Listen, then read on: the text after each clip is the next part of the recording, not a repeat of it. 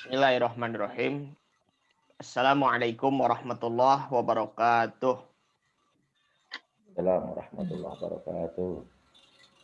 Innal hamdalillah nahmaduhu wa nasta'inuhu wa nastaghfiruh wa na'udzu billahi min syururi anfusina wa min sayyiati a'malina. May yahdihillahu fala mudhillalah wa may yudlil fala hadiyalah. Asyhadu an la ilaha illallah wa asyhadu anna Muhammadan 'abduhu wa rasuluhu la nabiyya ba'dah. Allahumma shalli wa sallim ala Muhammad wa ala ali Muhammad kama shallaita ala sayyidina Ibrahim wa ala ali sayyidina Ibrahim wa barik ala sayyidina Muhammad wa ala ali sayyidina Muhammad kama barakta ala sayyidina Ibrahim wa ala ali sayyidina Ibrahim fil alamin innaka Hamidum Majid. Subhanaka la ilma lana illa ma 'allamtana innaka antal alimul hakim. Rabbis shrah li sadri wa yassir li amri wahlul 'uqdatam min lisani yafqahu qawli. Amma ba'du. Para hadirin, Bapak Ibu yang dimuliakan Allah Subhanahu wa taala, wabil khusus Ustadz Zulhilman Effendi yang telah hadir di tengah-tengah kita. Alhamdulillah pada kesempatan ini kita dapat berkumpul kembali bersama sembari kita menunggu teman-teman yang lain. Kita sudah berada di penghujung bulan Sya'ban. Besok kita akan memasuki bulan yang penuh mulia, Syahrul Kiram, yaitu bulan suci Ramadan. Walaupun di bulan Ramadan ini masih ada yang beraktivitas ya di WFH atau work from home, tetapi itu penuh makna dan juga ada hikmahnya untuk kita supaya kita terhindar dari hal-hal yang membuat diri kita malas.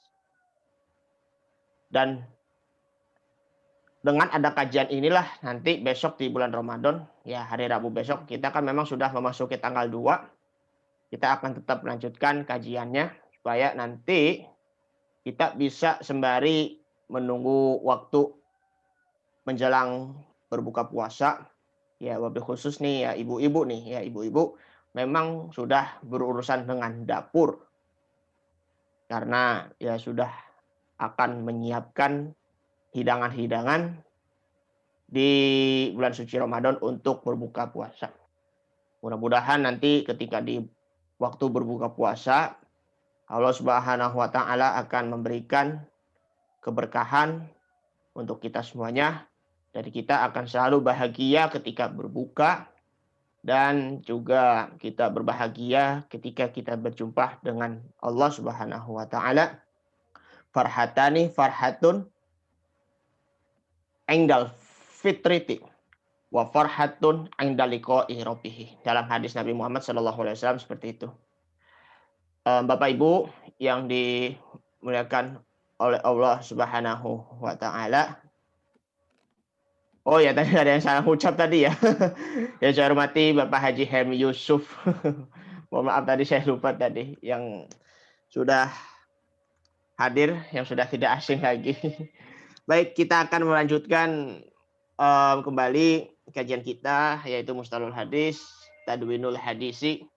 Ya, Tadwinul Hadis itu merupakan pembukuan hadis di mana para pengarang ataupun penulis hadis itu sudah mengumpulkan hadis-hadisnya karena memang hadis itu jumlahnya itu ada ribuan. Ya, dimulai dari riwayat-riwayatnya dari sahabat ya, dari Abu Hurairah, ya, Khulafaur Rasyidin dulu, Abu Hurairah, Aisyah, Anas bin Malik, kemudian siapa Abdullah bin Abbas ataupun Abdullah bin Mas'ud, sampai yang membukukan itu adalah para ulama ya, yang tabi'un seperti Imam Bukhari, Imam Muslim maupun ya, Imam Ahmad bin Hambal, ya, Imam Malik yang kitab Al-Muwatta. Ya dulu pernah kita dengar ya, kalau ya dulunya tuh waktu zaman dulu waktu ya mungkin bapak-bapak masih muda ya, bapak ibu masih muda, kitabnya memang warna kuning. Mungkin Ustadz Helmi sudah nggak asing lagi ya dengan kitab kuning ya karena memang sudah sudah dipegang, sudah dibaca. Kitab memang warna kuning ya karena memang kitab itu kitab klasik. Ya, termasuk kitab hadis juga, kitab hadis pun juga kitab kuning. Kitab tafsir pun juga kitab kuning juga kan aslinya. Karena di zaman sekarang ini kitab putih seiring dengan perubahan zaman. Kira-kira begitu, Assalamualaikum. Bapak Ibu yang dimuliakan Allah Subhanahu wa taala. Waalaikumsalam, Putri. Baik, mari kita diawali dengan kalimat basmalah bersama-sama. Bismillahirrahmanirrahim. Baik, ini sebagai kata pengantar ya dari saya sendiri. Langsung saja penjelasan Tadwinul Hadis yang akan disampaikan oleh Bapak Haji Helmi Yusuf MAG. Kepadanya beliau kami persilahkan. Baik, terima kasih Ustaz Supriya Dirga. Bismillahirrahmanirrahim. Assalamualaikum warahmatullahi wabarakatuh. Waalaikumsalam. Bismillah, alhamdulillah, wassalatu wassalamu ala sayyidina Muhammad ibn Abdullah wa ala alihi wa sahbihi wa man tabi'ahu wa nasarahu wa wala wala hawla wala quwwata illa billah amma ba'd. Para bapak, para ibu, para serta Zoom meeting pada hari ini yang saya hormati, alhamdulillah kita bersyukur pada Allah Subhanahu wa taala kita masih tetap istiqamah untuk menjadikan hari-hari kita penuh keberkahan. Karena Rasulullah bersabda, tidak ada satu hari yang dimana saya jadikan hari tersebut penuh keberkahan, kecuali kalau saya menuntut ilmu, yang dengan ilmu tersebut saya menjadikan takut kepada Allah Subhanahu wa taala. Nah, dengan cara kita belajar inilah mudah-mudahan hari-hari kita penuh dengan keberkahan. Salawat dan salam semoga selalu tercurahkan kehadirat baginda Rasulullah Sallallahu Alaihi Wasallam. Pak Sutria dinaikin sedikit, kayaknya ada yang perlu diulang sedikit nih di atasnya. Terus, baik Pak. Ya, buat ngingetin aja. Sedikit lagi. Sedikit. Nah, ya oke. Sampai situ. Yang jim jadinya sekarang. Sifatu kitabatil hadis. Ya, sifat atau keterangan penulisan hadis. Jadi para bapak, para ibu, dalam hadis itu memang memiliki kelebihan tersendiri dalam proses penulisannya saja. Ya, kalau dalam kitab-kitab yang lain kelihatannya saya tidak pernah menulis atau saya tidak pernah membaca itu aturan menulis fikih begitu. Ya, nggak ada tuh. Aturan menulis tasawuf nggak ada. Aturan menulis tauhid nggak ada, tapi giliran menulis hadis itu ada sifatu kitabatil hadis, ya, ada aturan tersendiri. Nah, apa saja? Beberapa sudah kita jelaskan, tinggal saya ngulang dikit saja mengingatkan kembali. Wa tajibul inayatu bi kitabatil hadis, dan wajib ada perhatian di dalam proses penulisan hadis, li'annaha ihda wasilatain naqlihi, karena menulis adalah salah satu wasilah untuk ditransfernya hadis, dipindahkannya hadis dari satu tempat ke tempat lain, dari satu orang ke orang lain. Fawajibatil inayatu biha karena naqlihi antara lafzi, maka wajib memberikan perhatian yang mendalam di dalam penulisan hadis, sebagaimana juga cara yang lain, yaitu dengan cara melafazkannya, menghafalkannya, mengucapkannya. Nah, jadi menurut kitab kita ini, bahwa antara menulis dengan mengucapkan itu sama wajibnya dalam bidang hadis. Nah, cuman ada beberapa perhatian ya yang perlu diperhatikan. Walil kitabati sifatani, dan ada dua sifat, ada dua kriteria, ada dua aturan yang harus dimiliki dalam proses penulisan hadis. Wajibatun wa mustahsanatun, yang wajib dan yang mustahsanah. Wajib yang memang pokok lah bahasanya. Kalau mustahsanah itu tingkat yang lebih baik lagi. Fal wajibah yang sifatnya wajib, ayat tubal hadis bi khatin wadihin bayinin. Ya, hendaknya hadis tersebut tertulis dengan khat, dengan tulisan wadihin yang jelas, bayinin yang nyata. Jadi antara tulisan iya sambung tuh misalnya dengan ba, dengan nun, dengan ta, dengan sa, itu tidak boleh ya salah ya. Karena sangat memungkinkan lekuk-lekuk tulisan ba, iya, nun, ta, sa itu semuanya sama. Ya, yang sedikit membedakan hanyalah titiknya saja. Nah, maka untuk itu manakala ada tulisan yang berurutan seperti jim, ha, kho misalnya. Hujjatun itu misalnya. Itu kan ada ha, ada jim itu berurutan. Terus ada nabata misalnya, ya. Kata nabata. Nah, itu kan ada nun, ada ba, ada ta. Nah, itu harus betul-betul wadih, bayin, jelas. Di mana nun, di mana ba, di mana ta. Sebab nanti kalau salah titik, ya bisa jadi akan salah baca dan salah makna. La yuqi'u fil iskali wal iltibas. Yang tidak menyebabkan ya adanya problem dan campur baur, ya. Sulit menemukan mana nun, mana ya gitu misalnya, mana tak, mana sa, ya itu namanya iskal dan iltibas. Wal mustahsanah, sementara penulisan yang sangat baik yang dinilai baik adalah ayyura ma yati, hendaknya seseorang memperhatikan sebagai berikut. Ini perhatian untuk yang tulisannya bagus, yang tulisannya benar di dalam hadis harus mengikuti pola-pola demikian. Yang pertama, idza marra bi dzikrismillahi, ya, apabila dia melewati tulisan yang di dalamnya menyebut nama Allah, maka dia wajib menulis kataba ta'ala au azza wa jalla au subhanahu au ghairiha min kalimati sana as-sarih biduni rumzin. Ya, menulis ta'ala, azza wa jalla, subhanahu, dan kalimat pujian lainnya yang jelas untuk Allah Subhanahu wa taala tanpa ada singkatan. Jadi ta'ala nggak boleh di belakang Allah tak gitu misalnya, nggak boleh. Di belakang Allah ain, jim sebagai lambang azza wa jalla. Di belakang Allah ada tulisan sin, subhanahu gitu misalnya. Atau subhanahu wa ta'ala disingkat dalam bahasa Arab sin, subhanahu, wa, ya, wau, t, ta, swt jadinya gitu. Tapi dalam bahasa Arab, ya, kalau dibaca bisa menjadi sawat itu jadinya, sawata gitu misalnya. Nah itu nggak boleh tuh disingkat-singkat kayak begitu. Terus wa idza marra bi dzikrismi Rasul sallallahu alaihi wasallam kataba sallallahu alaihi wasallam. Kalau dia melewati nama Rasul, nama Nabi, ya, atau jabatannya mungkin, itu wajib menulis sallallahu alaihi wasallam au alaihi salatu wasallam atau alaihi salatu wasallam sharihatan secara jelas biduni rumzin tanpa ada rumus, tanpa ada lambang. Jadi nggak boleh tuh kalau kita nulis Rasulullah misalnya dengan SAW itu dalam bahasa Indonesia sebenarnya nggak boleh tuh, ya, makruh. Terus menulis sod mim untuk melambangkan sallallahu alaihi wasallam yang ditulis dari belakangnya dan depannya. Sodnya sod sallallahu wasallam, mimnya jadi diambil cuma sod dan mim doang. Ada juga yang menulis dengan sod, ya, ain, sod lam ain mim, tulisannya sol am gitu seolah-olah jadi bacanya sol am. Sol am untuk lambang daripada sallallahu alaihi wasallam. Itu juga tidak boleh, ya. Alaihi salatu wassalam nggak boleh disingkat ain sod sin gitu misalnya, ya. Nah, itu nggak boleh dilambang-lambangkan atau disingkat-singkat seperti itu dalam penulisan hadis.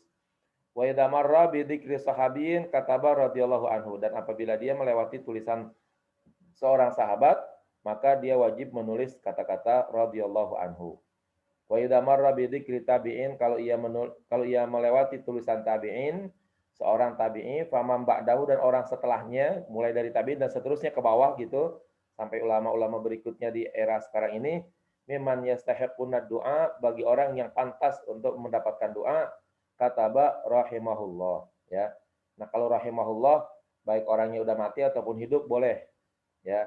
Tapi kalau nanti ada khusus orangnya hidup, boleh digunakan kata-kata hafizahullah gitu.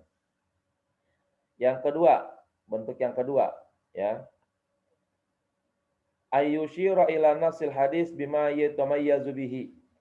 Hendaknya ia memberikan tanda kepada teks hadis dengan yang membedakan dari yang lainnya. Fa yaj'alhu baina qausain au murabba'ain au dairatain. Maka bolehlah hendaknya ia meletakkan hadis antara dua kurung bulat, au murabba'ain antara dua kurung kotak, au dairatain atau ada dua lingkaran, au nahwi dalika atau lain sebagainya. li'alla yahtalita bi ghairihi fayashtabihu, agar hadis tidak bercampur dengan yang lainnya sehingga menjadi serupa antara hadis dengan yang bukan hadis, ya. Jadi kalau nulis hadis harus ada tandanya tuh, kurung, ya, sebagai matan hadis namanya, ya. Supaya apa? Supaya dapat dipastikan bahwa ini adalah sabda Rasulullah, bukan bukan omongan sahabat, bukan omongan penjelasan, bukan syarah termasuk tuh, ya. Kadang-kadang di dalam kitab tertentu itu antara hadis dengan syarahnya ya nyambung aja tuh jadi satu. Bagi orang yang nggak paham hadis, bisa jadi mengatakan bahwa syarah itu adalah bagian daripada sabda Rasulullah. Kemudian yang ketiga, ayyura'iyal qawaid al-muttaba'ah fi istilahil khata'. Dan hendaknya orang tersebut memperhatikan kaidah-kaidah yang harus diikuti di dalam memperbaiki kesalahan-kesalahan, ya. Bagaimana kalau kita nulis salah, ya, bagaimana kalau kita nulis ada yang double. Nah, itu ada aturannya tersendiri. Yang keempat, alla yufasila baina kalimataini fi satraini idza kana faslu bainahuma yuhimu ma'nan fasidan. Tidak boleh memisah dua kalimat dalam, ya, dua baris apabila pemisahan tersebut akan menjadi timbul makna yang sangat rusak. Coba sedikit ke bawah Pak Sutria, footnote 78, ada contoh di situ, ya. Nih misalnya begini, ya. Contoh qaulu Ali katanya Bashir qatil ibni Safiyah, ya, bin nari. Maka katanya tulisan ini nih katanya fala yaj'al Bashir, ya, qatil fi satrin wa ibnu Safiyah finnar fi satrin wahid akhar. Jadi tidak boleh menulis Bashir, ya, qatil ibnu Safiyah nih, atau Bashir qatil nih nggak boleh di sini nih. Ditulis satu baris, terus, ya, ibnu Safiyah, ya, ibnu Safiyah binar satu baris yang lainnya, ya. Katakan jangan menulis Bashir qatil itu satu baris, wabnu Sofiyah finar di dalam satu baris yang lainnya. Ini artinya apa kalau begitu? Kalau arti awalnya nih, Bashir qatila bni Sofiyah, ya, binar. Beritahukan bahwa pembunuh ibnu Sofiyah, ya, masuk ke dalam neraka. Itu begitu. Beritahukan, sampaikan berita bahwa pembunuh ibnu Sofiyah, yakni Zubair bin Awam, akan masuk neraka, ya, tuh begitu. Sekarang kalau dipisah-pisah ini, ya, bisa jadi nanti bacanya tulisannya Basyarun qatilun, nah, atau Basyara qatilun ibnu Safiyah bin nar, ya. Basyara qatilun, pembunuh memberikan kabar gembira ibnu Safiyah bin nar, bahwa ibnu Safiyah masuk neraka. Nah, jadinya akhirnya yang masuk neraka ibnu Safiyahnya. Padahal tadi awalnya Bashir qatila bani Safiyah bin nar, beritahukan bahwa pembunuh ibnu Safiyah masuk neraka. Jadi pembunuhnya yang masuk neraka, ya. Tapi kalau dipisah Basyara qatilun, bacanya begitu kalau dipisah tuh. Basyara qatilun ibnu Safiyah bin nar. Pembunuh memberitahukan bahwa ibnu Safiyah masuk ke dalam neraka. Ini tulisannya kayak begini. Di dalam hadis itu amat sangat berbahaya kalau proses pemisahannya tidak benar, ya. Jadi harus benar-benar teliti di dalam proses memisahkan hadis-hadis, ya, kata-katanya itu jangan sampai nanti salah memisahkannya, ya, gitu. Dikit lagi naik ke atas Pak Sutria, kembali. Ya, terus. Ya. Nomor 5, ayyajtani barrumuza illa fi makana masyhuran bainal muhadditsin. Menghindari lambang-lambang singkatan-singkatan kecuali yang memang masyhur di antara ahlul hadis, ya. Jadi kalau kita bikin sendiri nggak boleh menyingkat-nyingkat, ya. Kalimat-kalimat kita bikin subhanahu wa ta'ala. Di belakang Allah kita tulis sin waw ta, mau terpisah mau tersambung sin waw ta sebagai lambang subhanahu wa ta'ala, itu nggak boleh, ya. Atau ta'ala saja, habis Allah kita singkat Allah tak gitu misalnya, nah, itu juga nggak boleh juga ya. Kenapa? Itu tidak disepakati di kalangan ahlul hadis, ya nggak boleh. Nah sekarang mana yang disepakati di kalangan ahlul hadis? Ya lihat Pak Sutria di 79.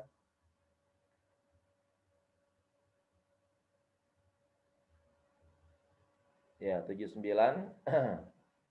Nah di sini ada lambang-lambang huruf dan lambang-lambang tulisan yang sudah menjadi kesepakatan ahlul hadis.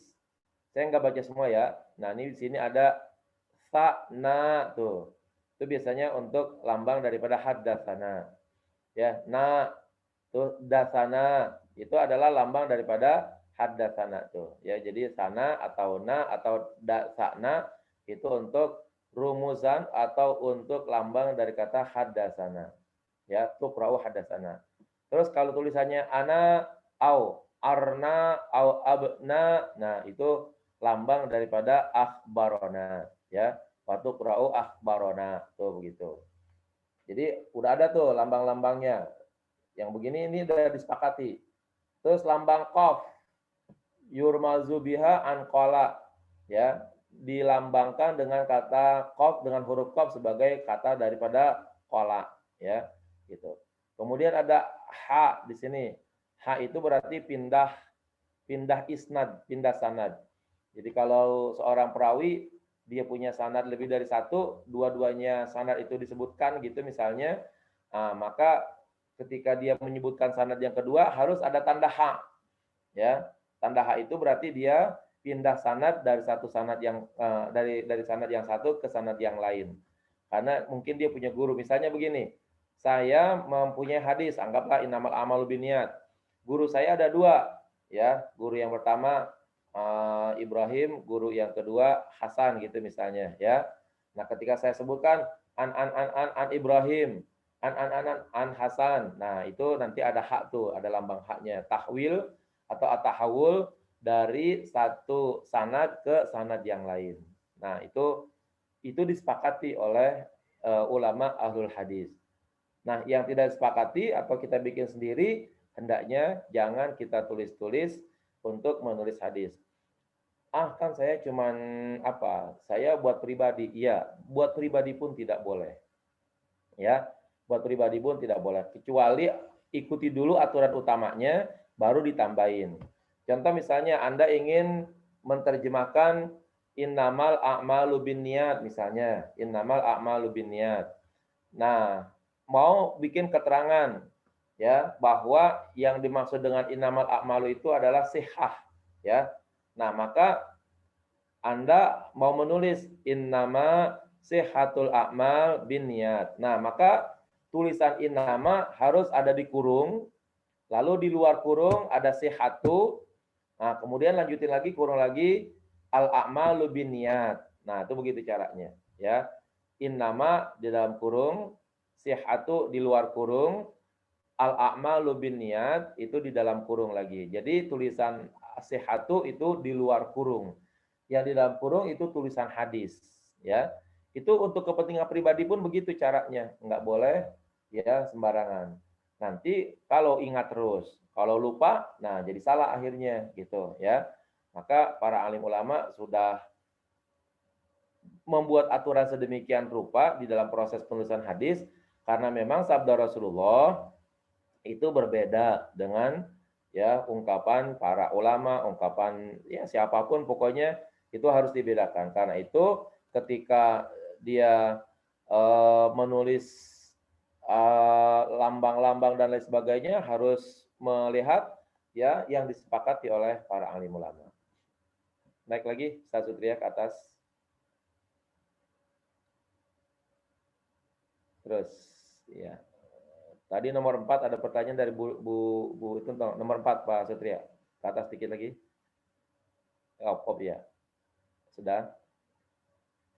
Tadi sudah dijelaskan alla yufassila baina kalimataini fi satrain, tidak boleh memisahkan antara dua kalimat di dalam dua baris, ya. Ada dua kalimat dalam dua baris apabila pemisahan dua kalimat tersebut menjadi makna yang rusak. Tadi tuh Bu, Bashir qatilabni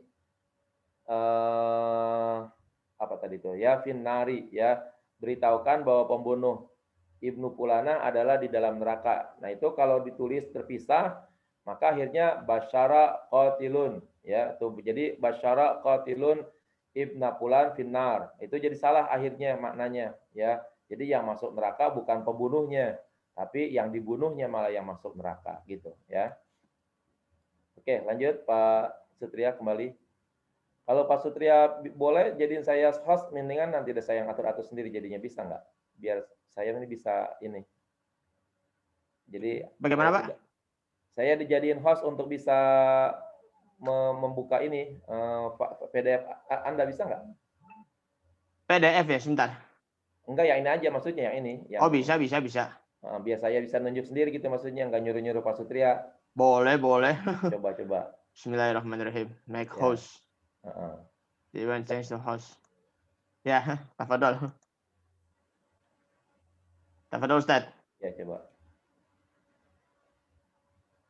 Ini belum berfungsi nih. Belum berfungsi. Artinya saya nggak bisa ngatur naik turun ini apa? Nggak bisa ya? Nggak bisa, ini udah masih bisa berfungsi sih. Di saya berfungsi, Pak. Saya nggak nih kayaknya. Enggak ya? Nggak bisa kali kalau begitu nggak untuk. Ya. Oke lah. Yang penting Pak Sutria siap aja kalau saya suruh naik turun ya. Ya. Balikin saya lagi jadi host. Iya, coba ada balik lagi kalau gitu. Balik lagi. Baik. Sekarang kita masuk ke dalam tadwinul hadis. Para bapak, para ibu, dalam bahasa Arab ada kitabah, ada tadwin ya, ada kitabah itu dari kata kataba, tadwin dari kata dawana ya. Kalau kataba yaktubu kitabah, kalau dawana yudawwinu tadwin. Arti secara letterlek ya, kataba itu menulis, kalau dawana itu asalnya dulu tuh membuat diwan gitu ya. Kalau sekarang kita bilangnya kodifikasi gitu ya, membukukan.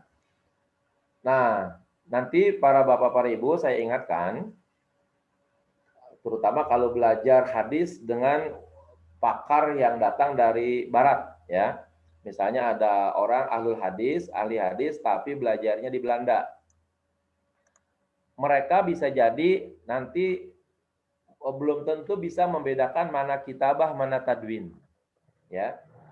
Banyak para orientalis itu al-mustasyriqin namanya, al-mustasyriqin artinya orientalis, itu menyatakan bahwa ya mereka mengatakan bahwa hadis itu bukanlah sabda Rasulullah, tapi itu adalah ya permainan sahabat katanya, tulisan-tulisan sahabat saja. Jadi nggak bisa tuh hadis dijadikan sumber hukum, karena itu hanya sekedar tulisan-tulisan sahabat, pendapat-pendapat sahabat. Alasannya bahwa tidak ada proses pembukuan yang terjadi pada masa Rasulullah. Nah, mereka tidak sadar bahwa sesungguhnya Rasulullah telah menyuruh ya Abdullah bin Umar untuk menulis hadis pada masa Rasulullah hidup. Ya. Terus mereka tidak bisa membedakan mana arti kataba dan mana arti dawana gitu ya. Maka orang orientalis berpikir bahwa yang dimaksud dengan kodifikasi hadis itu adalah kata kataba, bukan kata dawana gitu ya. Sehingga akhirnya mereka salah persepsi bahwa kodifikasi hadis itu memang terjadi pada zaman Umar bin Abdul Aziz, udah lewat masa tabi'in tuh kalau begitu ya. Tapi proses penulisan hadis itu sudah ada pada masa Rasulullah ya.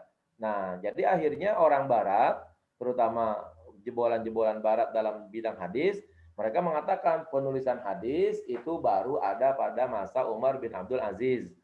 Yang melaksanakan tuh yang membukukan adalah Az-Zuhri ya gitu. Nah, ini pernyataan yang salah kalau diartikan sebagai penulisan ya. Tapi kalau sebagai pembukuan hadis di zaman Umar bin Abdul Aziz yang dilakukan oleh Az-Zuhri, nah itu benar ya. Tapi kalau pernyataan ahli hadis modern sekarang bilang bahwa hadis tidak pernah ditulis di zaman Rasulullah kecuali mulai dari zaman Umar bin Abdul Aziz, nah ini merupakan pernyataan yang salah dan keliru. Mereka tidak bisa membedakan mana kata kataba dan mana kata dawana. Ya, kalau kataba itu sekedar menulis, belum tentu membukukan. Ya, lalu tulisnya di mana? Bisa jadi di tulang, di batu, ya, di kertas, pelepah korma. Banyak para sahabat punya tuh yang begitu-begitu. Mereka manakala dapat dari Rasulullah sebuah hadis, ya, itu langsung tulis. Yang mampu menulis itu banyak pada waktu itu sahabat. Termasuk yang utama yang memang Rasulullah tunjuk adalah Abdullah bin Umar pada waktu itu. Bahkan pada waktu itu pun sahabat sendiri banyak yang curiga dengan Abdullah bin Umar, ya. Nah, baru setelah di depan Rasulullah mereka menyadari bahwa memang Rasulullah pernah menyuruh Abdullah bin Umar untuk menulis. Nah, sehingga kalau kataba memang tidak dibukukan, berarti tulisan-tulisan pada masa sahabat udah ada, tapi berserakan, ya. Yang di pelepah korma, yang di batu, yang di tulang, dan lain sebagainya. Nah, nanti dalam proses pembukuan yang betul-betul ditulis antara dua lembar kitab gitu, nah, itu baru ada tadwin namanya. Nah, itu terjadi pada masa Umar bin Abdul Aziz yang dilakukan oleh Az-Zuhri gitu, ya. Ini tolong Bapak Ibu bedakan mana kataba, mana dawana, mana kitabah, mana tadwin, ya. Sekali lagi, kalau proses penulisan sudah ada di zaman Rasulullah, kalau proses pembukuan baru ada pada masa zaman Umar bin Abdul Aziz. Ya, itu bedanya begitu. Hati-hati kita nanti jangan terjebak oleh orientalis yang mereka tidak bisa membedakan mana kata-kata, mana kataba dan mana dawana begitu, ya. Baik. Lam yakunil hadithu fi ahdin Nabi sallallahu alaihi wasallam wa khulafail arba'ah rasyidin mudawwanan. Ya. Hadis pada masa Nabi dan masa khulafa rasyidin yang keempat belum terkodifikasikan. Ingat, belum terkodifikasikan, belum tertulis dalam sebuah buku gitu. Kama duwina fi ma ba'du, sebagaimana ya dibukukan setelahnya. Wa qad rawal Baihaqi fil Madkhal, dan Imam Baihaqi telah meriwayatkan dalam kitab Al-Madkhal an Urwah bin Zubair anna Umar bin Khattab radhiyallahu anhu, dari Urwah bin Zubair bahwa Umar bin Khattab semoga Allah meridainya arada ayyaktuba sunan, berkehendak untuk menulis sunnah. Fastasyara ashaba Rasulillah sallallahu alaihi wasallam fi dzalika. Maka Umar bermusyawarah dengan sahabat-sahabat Rasulullah tentang pembukuan tersebut. Fa asyaru alaihi ayyaktubaha. Maka mereka memberikan musyawarahnya, memberikan pendapatnya untuk ya Umar menulis hadis tersebut. Tapi fatafika Umar yastakhirallaha fiha syahran. Mulailah Umar melaksanakan salat istikharah selama 1 bulan. Bayangin tuh. Untuk menulis hadis Rasulullah, Umar harus salat istikharah 1 bulan. Padahal sudah disetujui oleh sahabat-sahabat Nabi pada waktu itu, ya. Tsumma asbaha yauman, kemudian masuklah ia di pagi hari pada suatu hari, wa qad azamallahu lahu, padahal ia telah berazam kepada Allah. Faqala, lalu dia berkata, inni kuntu aradtu aktubas sunan, sesungguhnya aku benar-benar berkehendak untuk menulis sunnah Rasul. Wa inni dzakartu qauman kanu qablakum katabu kitaban fa aqabu 'alaiha, dan aku mengingatkan satu kaum, ya, adanya satu kaum di mana mereka itu ada pada sebelum kalian. Katabu kutuban, mereka menulis kitab. Fa aqabu 'alaiha, lalu mereka mendalami kitab tersebut, tapi wa taraku kitaballahi, mereka meninggalkan kitab-kitab Allah. Wa inni wallahi la albasu kitaballahi bisyai'in abada. Dan aku demi Allah tidak akan mencampur kitab Allah dengan sesuatu pun selamanya. Nah, jadi akhirnya penulisan hadis ini nih mendapat kira-kira Umar tuh termenung berpikir bahwa umat-umat terdahulu ketika mereka mulai banyak menulis selain kitabullah gitu, maka akibatnya mereka lebih cenderung cinta kepada tulisan-tulisan ciptaan makhluk selain tulisan-tulisan yang datang dari kitab Allah Subhanahu wa taala. Umar merasa takut tuh kalau seandainya umat Nabi Muhammad sama seperti itu. Mereka lebih mendalami tulisan hadis tapi meninggalkan Al-Quran. Nah, Umar tidak mau begitu. Dia bersumpah bahwa dia tidak mau menjadikan kitab Allah bercampur baur selamanya dengan sesuatu. Walamma kanat khilafatu Umar bin Abdul Aziz. Nah, ketika sudah sampai masa khilafah Umar bin Abdul Aziz, rahimahullah, semoga Allah meridhoinya, merahmatinya, wa khafa min dia'il hadis, dan khawatir kalau hadis itu tersia-siakan. Kataba ila qadihi fil Madinati Abi Bakar bin Muhammad bin Amr bin Hazam. Maka ia menulis surat kepada hakim di kota Madinah, yaitu Abu Bakar bin Muhammad bin Amr bin Hazam. Isinya, unzur maka min haditsin Nabi sallallahu alaihi wasallam faktubhu. Ya, carilah yang masuk dalam kategori hadis Rasulullah sallallahu alaihi wasallam, maka tulislah. Fa inni khiftu durusal ilmi wa dhahabal ulama. Karena aku khawatir ya akan lenyapnya ilmu dan wafatnya para alim ulama. Wala taqbal illa hadis. Naikin Pak Sutria. Naikin dikit. Terus ya. Wala taqbal illa hadits Rasulullah sallallahu alaihi wasallam. Wala taqbal illa hadits Rasulullah sallallahu alaihi wasallam. Dan jangan kamu menerima ya kecuali hadis Rasulullah sallallahu alaihi wasallam. Wal tafashul ilma walitajlisu hatta ya'lama man la ya'lam. Hendaklah engkau meneliti tentang pengetahuan ilmu hadis dan hendaklah kalian duduk sehingga kalian bisa ya tahu dan mengenal orang yang tidak mengetahui.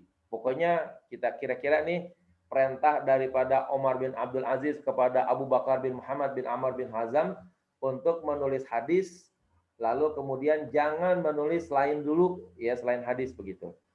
Terus bermusyawarah dengan para alim ulama sehingga betul-betul diketahui mana yang sesungguhnya hadis dan mana yang bukan. Fa innal ilma la yahliku hatta yakuna sirran. Karena sesungguhnya ilmu tidak akan lenyap sampai akhirnya ia menjadi sebuah rahasia. Wa kataba ilal afaq, dan ia menuliskan lagi kepada beberapa daerah bidalika dengan tulisan dengan perintah tersebut aidan. Lalu summa amara Muhammad bin Syihab Az-Zuhri bitadwiniha. Kemudian ia menyuruh ya Muhammad bin Syihab Az-Zuhri untuk mengkodifikasikannya ya. Nah, jadi dari Abu Bakar bin Muhammad bin Amr bin Hazam mendapat perintah dari Umar bin Abdul Aziz, khalifah pada waktu itu, supaya menulis hadis. Lalu di semua penjuru tertulislah hadis. Kumpul ya, lalu diserahkan kepada Muhammad bin Syihab Az-Zuhri, ya salah satu tabi'in, kepada beliau yaitu Muhammad bin Syihab Az-Zuhri. Mulailah hadis itu ditulis ya dalam bentuk buku, ya dalam bentuk buku, yaitu dalam bentuk kitab. Nah, baru saat ini sudah terkodifikasinya hadis ya. Jadi masa Umar bin Abdul Aziz itu adalah masa di mana hadis itu mulai dibukukan. Yang memulai untuk membukukannya adalah Muhammad bin Syihab Az-Zuhri. Fakana awwala man sannafa fil hadis Muhammad bin Syihab Az-Zuhri bi amri Amirul Mukminin Umar bin Abdul Aziz rahimahumallah. Maka adalah orang yang pertama menulis atau mengarang ya di dalam hadis adalah Muhammad bin Syihab Az-Zuhri atas perintah Amirul Mukminin Umar bin Abdul Aziz. Semoga keduanya dirahmati oleh Allah Subhanahu wa taala. Wa kana dzalika ala ra'si mi'ati sanati minal hijrah, dan itu adalah ada pada penghujung ya 100 tahun pertama daripada hijrah. Summa tataba'an nas fi dzalika, kemudian diikuti oleh banyak manusia di dalam penulisan dan pembukuan tersebut.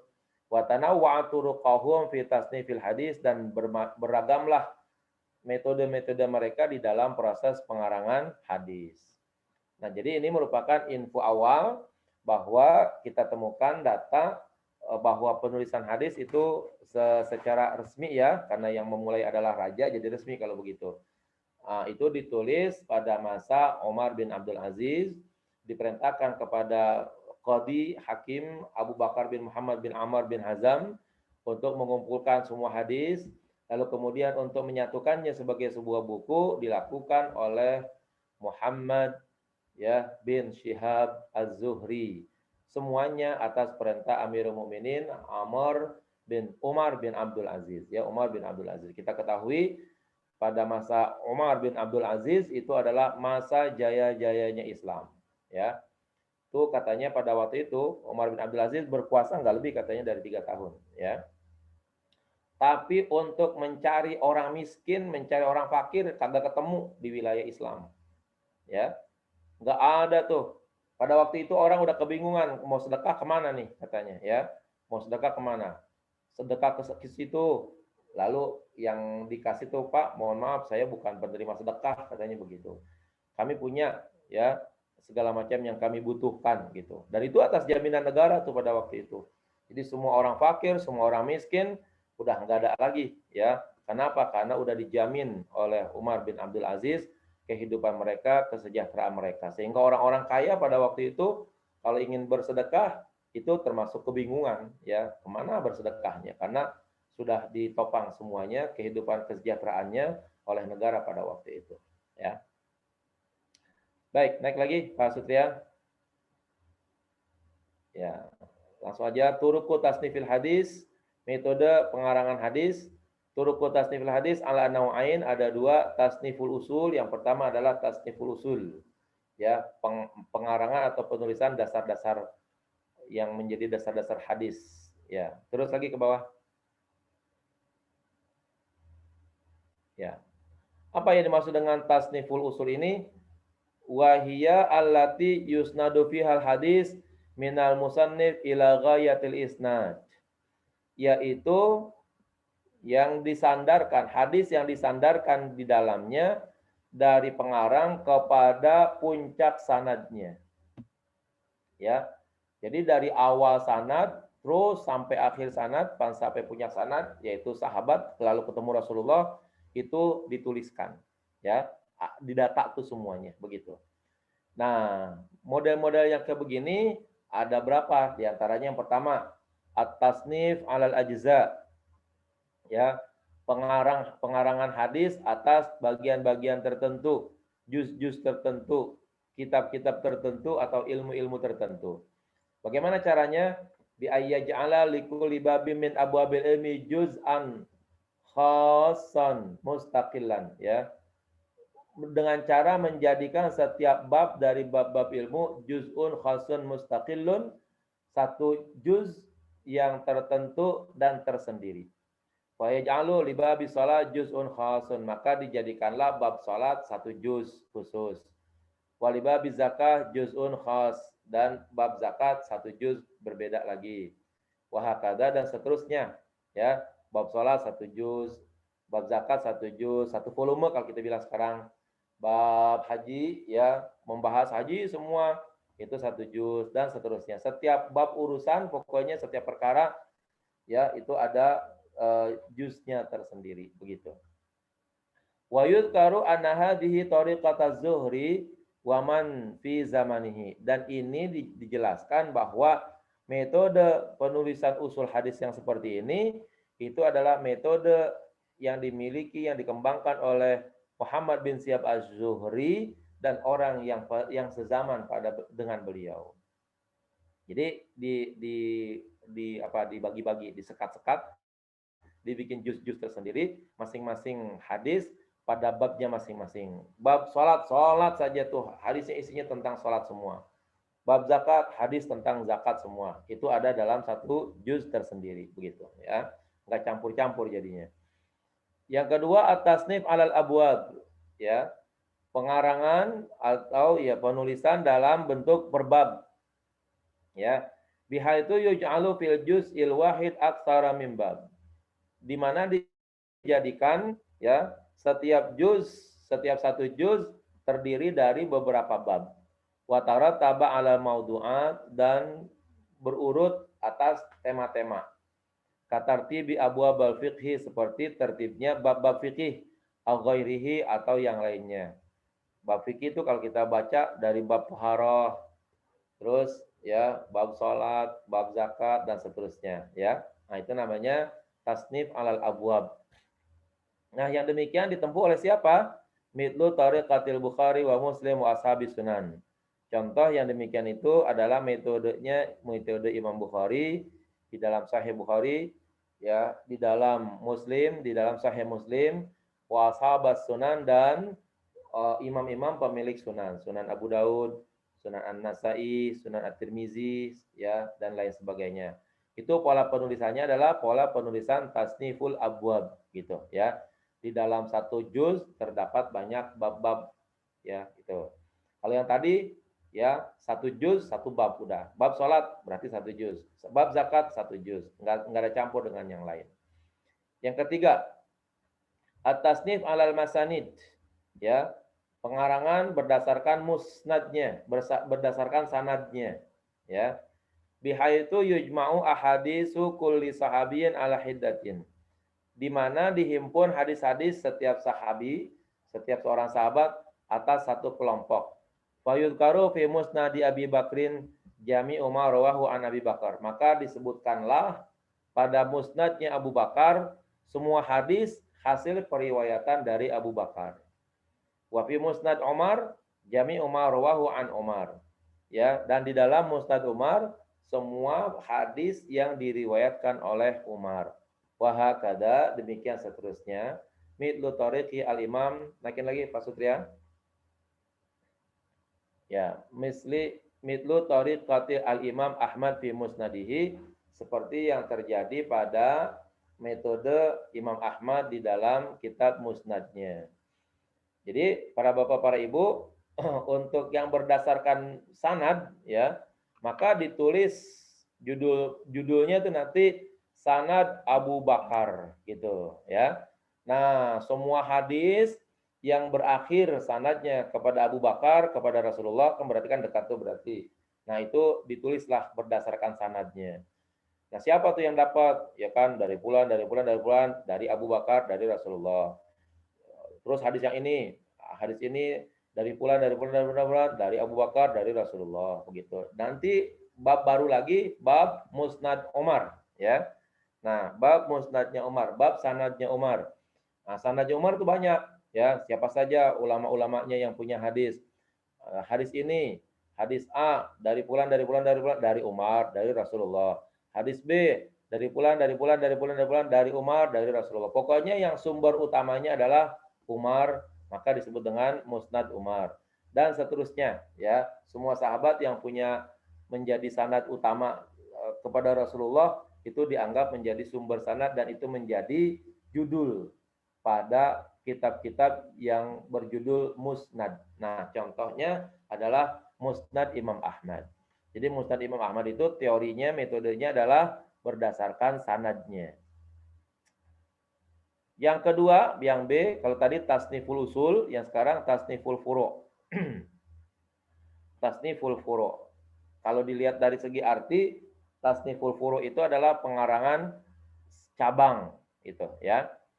Wahiyallati yanquluha musannifuha minal usul ma'zuwatan ila asliha bi ghairi isnadin. Yaitu pengarangan yang dipindahkan oleh pengarangnya dari kitab asal, dari kitab atas tuh, dari kitab induk, ma'zuwatan, yang dinisbatkan ila asliha kepada asalnya bi ghairi isnadin, tanpa ada sanad. Walahu turukun aidan, dan ini juga memiliki beberapa metode. Ya, naikin lagi saat Sutria ke atas.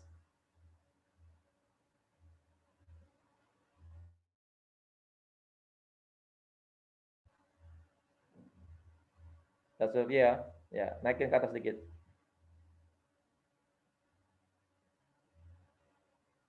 Naikin Sutria, naikin ke atas sedikit.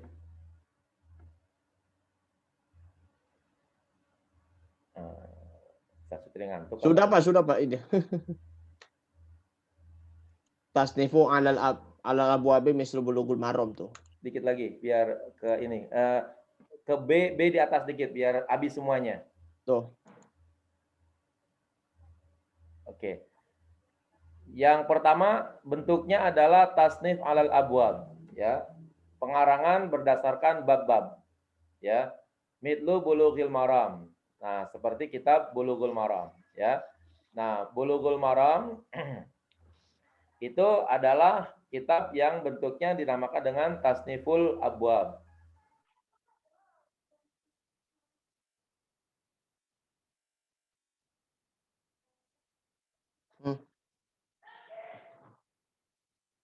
Halo, Pak. Halo. Wah, ininya anu lagi. Kemiut kali. Enggak. Kok tiba-tiba itu? Oh, ini ada nih. Muncul.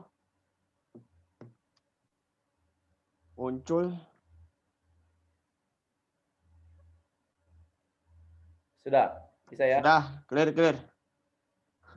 Ya, oke. Belajar. Kitab Bulughul Maram yang kita baca hari Rabu itu masuk dalam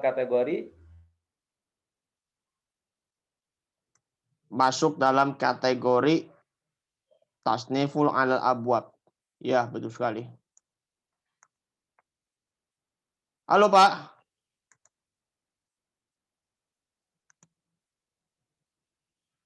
Hai dah.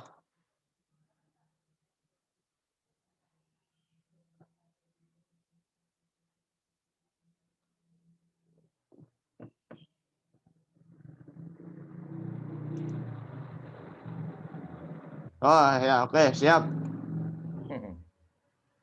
Lanjutkan. Wasil. ya. Dinaikkan dulu sedikit satu teriak ke tasnif yang Mbak nih, yang Mbak. Tuh ya. Dah, tuh. Ya. Yang Mbak dinaikin ke atas biar ke bawahnya gampang. Tuh. Kelihatan, Pak?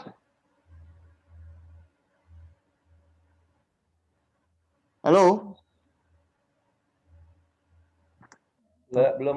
Udah. Dah, Ya. baik. Baik, ya.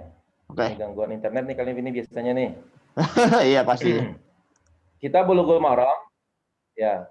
Kita Bulughul Maram itu masuk dalam kategori namanya Tasniful Furu dan pengarangannya dalam pola perbab, ya. Nah, beliau Ibnu Hajar Asqalani itu nanti menulis misalnya babul wudu gitu. Nah, itu hadisnya hadis tentang wudu semuanya.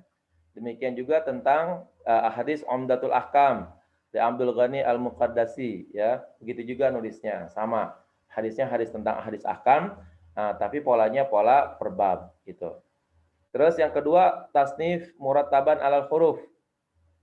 Tasnif yang diurut berdasarkan huruf. Contohnya Jami' As-Saghir li Suyuti. Ya. Kitab Jami' As-Saghir bagi Imam Suyuti. Jadi nanti hadis yang awalnya alif, awalnya hamzah, nah itu jadi awal hadis tuh begitu. Lalu hadis yang terakhir nanti adalah hadis yang awalnya huruf ya gitu misalnya, ya.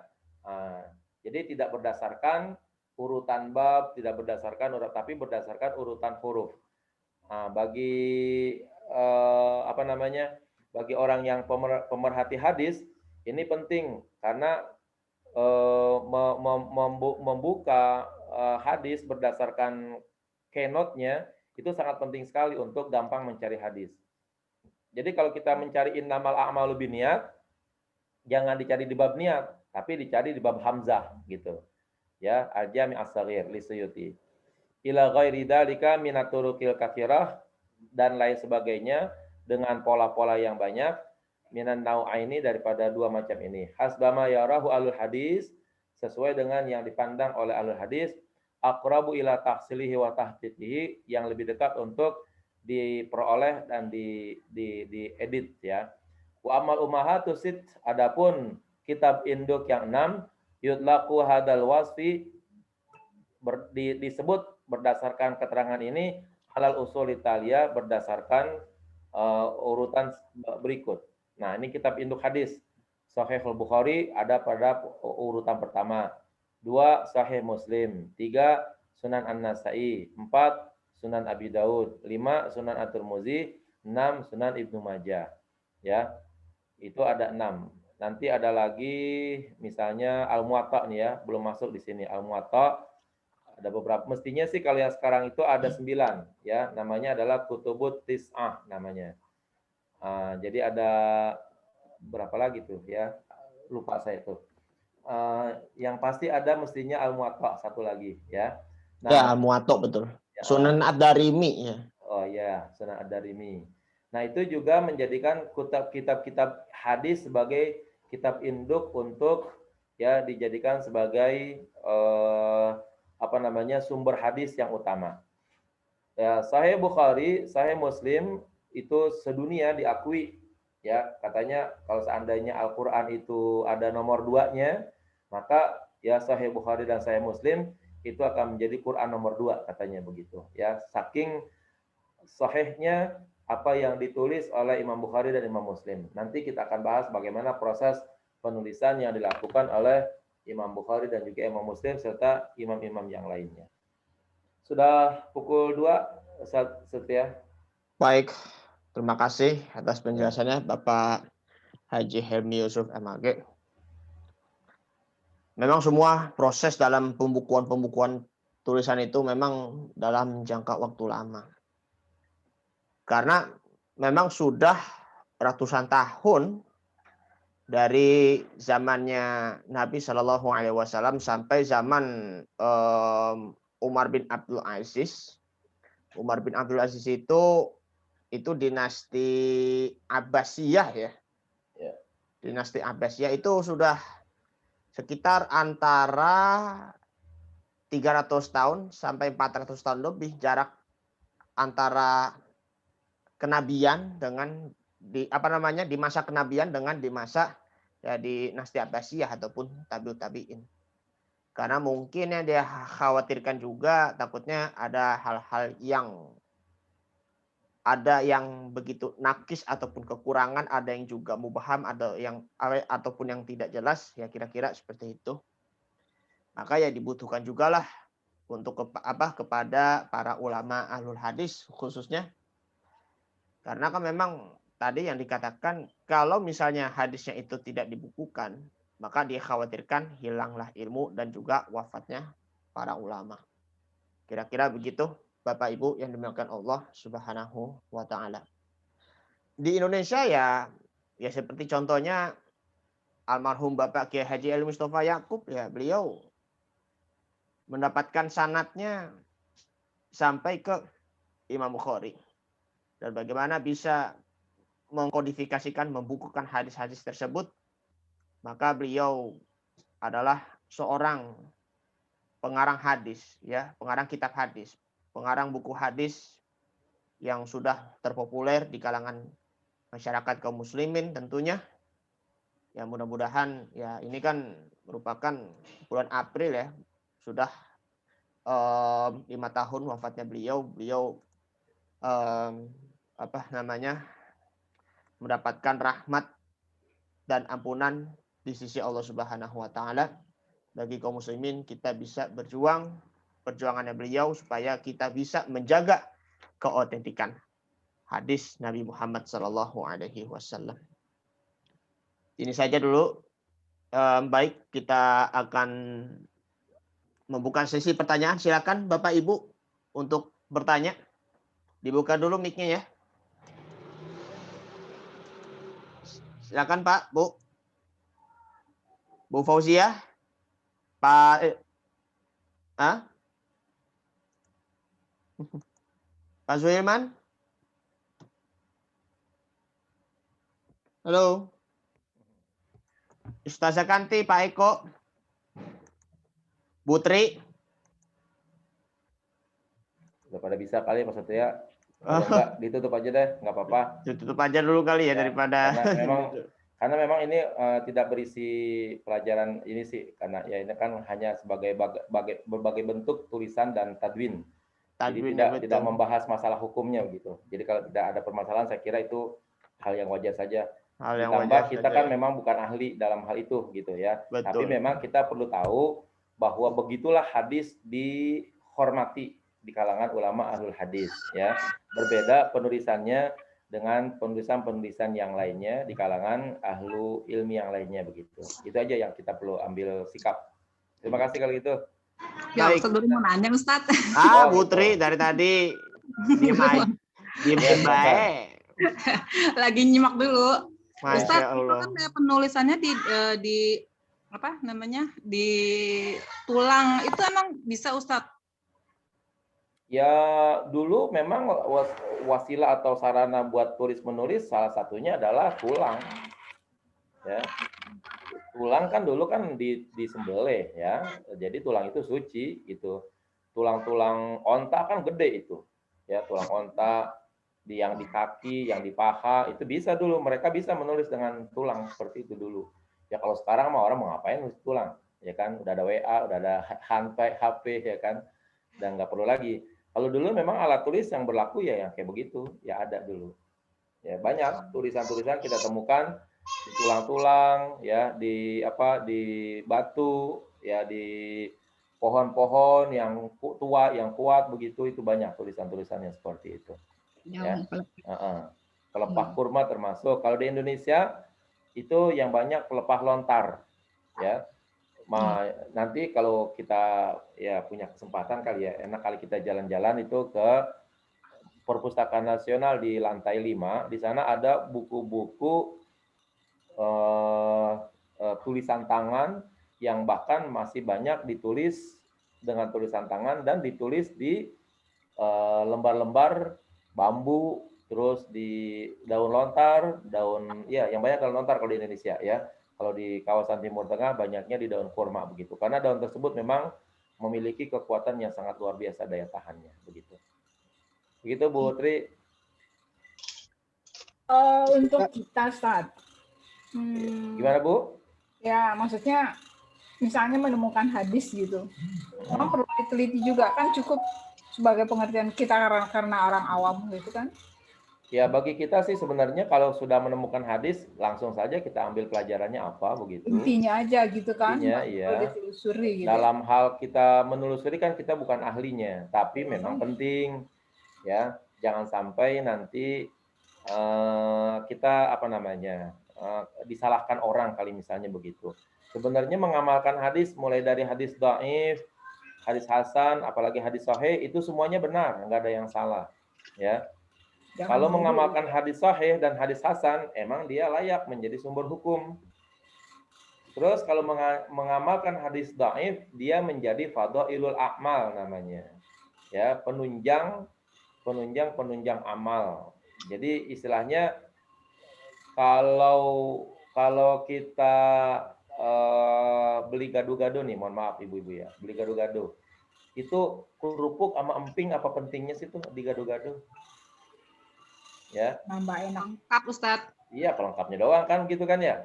Tapi rata-rata orang akan banyak yang nyari tuh mana bawangnya, mana kerupuknya, mana empingnya begitu. Padahal itu bukan unsur utama daripada gado-gado ya kan.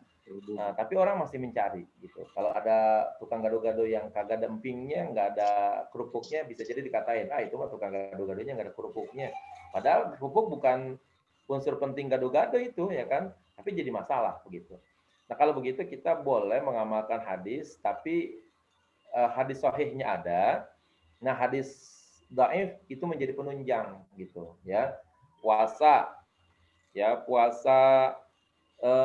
Senin Kamis, puasa Ayyamul Bid itu ada hadisnya. Terus kemudian dilakukan di bulan Sya'ban misalnya, di bulan Rajab. Nah hadisnya dhaif, ya nggak apa-apa hadis dhaif. Dibarengin aja nanti harinya dengan hari Senin, hari Kamis, atau hari-hari Ayyamul Bid gitu. Sehingga tidak menyimpang dari ajaran hadis sahihnya gitu ya. Niatnya bagaimana? Ya udah niat puasa di bulan Rajab sebagaimana hadis dhaif yang ada gitu, nggak apa-apa. Kenapa? Karena sudah ditunjang oleh hadis sahih yaitu adanya puasa sunnah hari Kamis dan hari Senin serta hari Ayyamul Bid misalnya begitu ya. Nah, itu nggak jadi masalah sebenarnya begitu. Tapi kan kadang-kadang saat dia bilang, loh kok hadis dhaif dikerjain sih, kan gitu kan. Ya emang nggak apa-apa, hadis dhaif boleh dikerjakan. Diamalkan boleh hadis dhaif. Ya.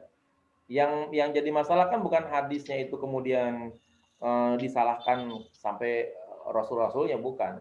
Yang menyebabkan hadis itu dhaif itu gara-gara Rawi. perawinya atau pemilik sanadnya yang mungkin tidak disebutkan, yang mungkin karena dhabitnya kurang, yang mungkin karena adalahnya kurang. Itu yang menjadikan hadis tersebut menjadi dhaif.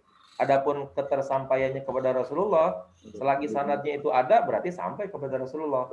Disebutkan hadis tuh, gitu ya, anpulan, an Nabi Hurairah, an Rasulillah, sampai kalau gitu sanadnya, gitu ya.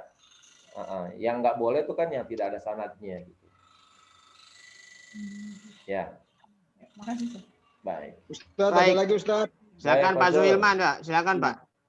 Ustaz, di dalam Al-Quran ada disebutkan kan Ustaz kurang lebih Alhamdulillahirrahmanirrahim. Bismillahirrahmanirrahim. Inna nahnu nazzalna dzikra wa inna lahu lahafizun. Ya. Nah, kalimat dzikra itu apakah, pertanyaan saya Ustaz, apakah termasuk hadis juga? Nah, kemudian kedua adalah untuk penjagaan Al-Quran dan Al-Hadis agar tetap utuh murni sesuai dengan apa adanya ini Ustadz. Di samping ahli-ahli hadis yang hafalannya bagus, itu bagian dari untuk menjaga kitab-kitab keautentikan Ustadz. Nah, kalau ulama-ulama yang meninggal dunia gimana Ustadz? Cara Allah menjaga Al-Quran hadis ini biar terus otentik bila akhir zaman. Itu yang kedua. Yang ketiga Ustadz, apakah masih ada Ustadz hadis-hadis sampai hari ini yang masih dalam tulisan katakanlah pelepah korma atau apa gitu Ustadz, yang belum sempat ditadwin gitu Ustadz? Ya. Apakah masih ada gitu Ustadz? Itu aja Ustadz. Ya. Alhamdulillah, jazakallahu khairan. Assalamualaikum warahmatullahi wabarakatuh. Baik. Untuk yang inna nahnu nazzalna dzikra itu memang lebih diutamakan kepada Al-Qur'an, ya. Sehingga yang namanya Al-Qur'an tidak ada ayat maudhu'ah bahasanya, ayat palsu gitu ya.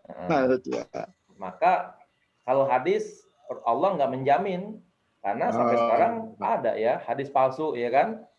Baik. Bapak kalau bicara Syiah nih, kalau kita bicara Syiah, orang Syiah itu kalau kumpul 3 orang, ya hasil ngomongnya itu dia bilang begini, qala Rasulullah Shallallahu Alaihi Wasallam.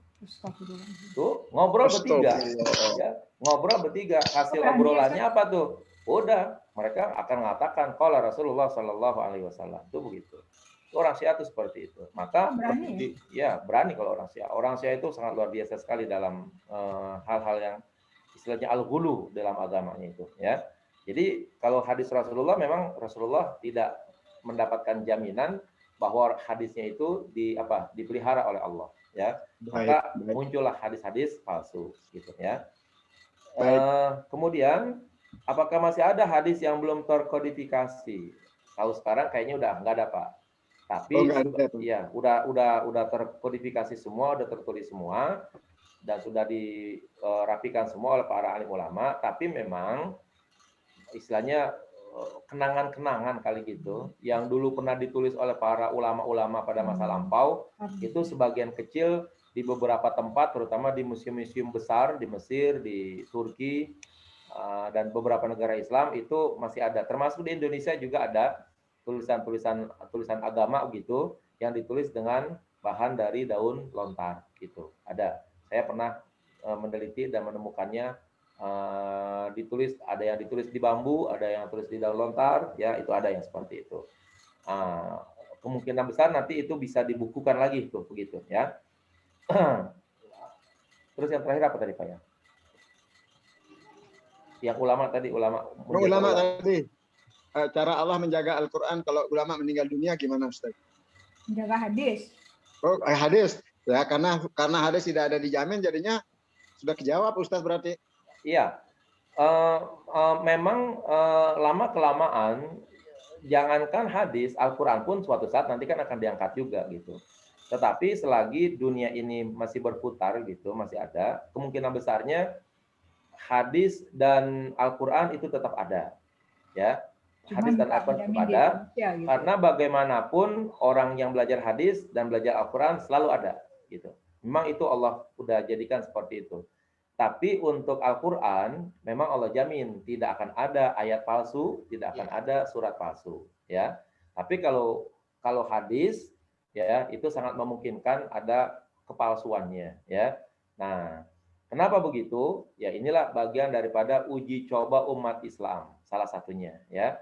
Apakah umat Islam itu sadar enggak kalau sumber hukumnya diacak-acak orang?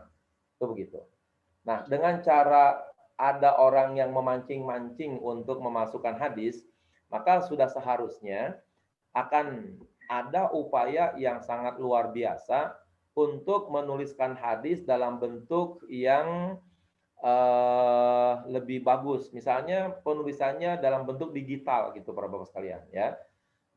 Upaya-upaya untuk menulis hadis secara digital dengan cara yang sangat baik, dengan cara yang tidak mungkin lagi dipalsukan, itu menjadikan hadis-hadis secara otomatis sudah terkodifikasi dengan baik dan tinggal mencari dalam proses penulisan hadis digital saja yang lebih baik lagi. Sehingga kalau keluar daripada penulisan tersebut, maka sangat memungkinkan hadis tersebut bukan lagi hadis yang ditulis oleh ulama-ulama.